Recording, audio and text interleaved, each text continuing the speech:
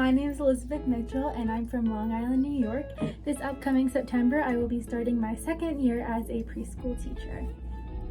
Differentiation should be the foundation of all of our teaching, with all teachers from preschool all the way up through high school seniors. Providing instruction that is different based on students' needs is something essential for the success of each student in all of our individual classrooms. To maximize the amount of student learning that takes place in our classroom, differentiation is key for us all to understand, because providing different instruction or assessments or ways of teaching to different students is the key to making sure our instruction reaches each and every one. If what we are doing in the classroom is fun and engaging and modified to what the students need, they are going to be able to access all of the information that we're giving them and have the best possible outcome.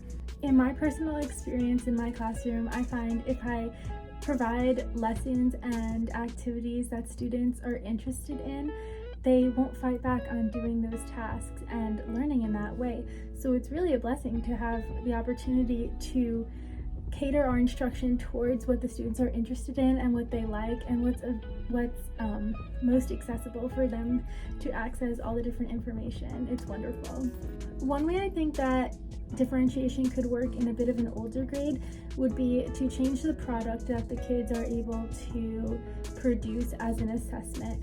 So as a teacher, first you need to identify the goal that you're trying to set. So if a goal would be to summarize a work of text, students might not all be able to write an essay as easily, but if the goal is to see how well they understand the book or piece of writing, maybe making a video project would be better for that student. So that would be differentiating the assessment to best fit the student's needs, while still having the same goals and assessment.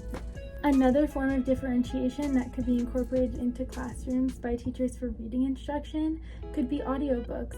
Audiobooks could offer a support for students who might have a hard time decoding words to have a similar opportunity to absorb the information. If the goal is to summarize a piece of text, having an audiobook for some students might be the support that they need to complete the same assignment as the rest of their peers. Student engagement is also something so important to make sure that is implemented in your classroom. When students are fully involved in what you are teaching them, and they are attentive and involved in the instruction, that is how you know that they are engaged in what you are teaching. And to have an engaged group of students is when the most learning is going to take place in the classroom. Without student engagement, the classroom wouldn't function as good.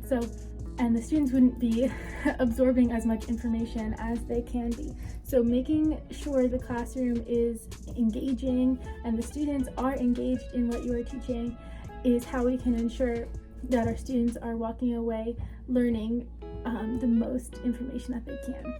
Us as teachers want to form as many of those neurological connections in our students' brains as we can, and having them engaged is going to be the best way that we can ensure we're doing that.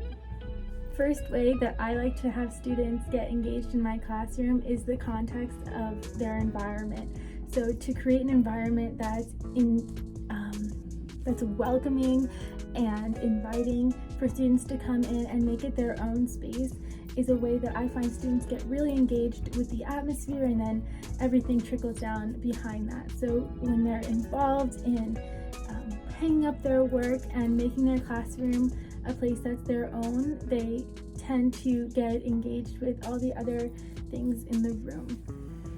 We as teachers have the opportunity to make our atmosphere exciting and inviting, and that's a pretty big responsibility. So when we get into the classroom each and every day, we should strive to create that place of excitement and engagement so students can walk away learning the most that they can. Another way that I hope to engage students is to make the lessons that I teach them relatable and something that they can connect to their real lives, and something that they can take into their own lives and apply into the things that they do every day. Overall, differentiation and engagement are two big factors that will ultimately result in a positive classroom atmosphere, and I think with even more time, I'll be able to incorporate these two concepts into my teaching that could maximize my students' learning. Thanks for watching.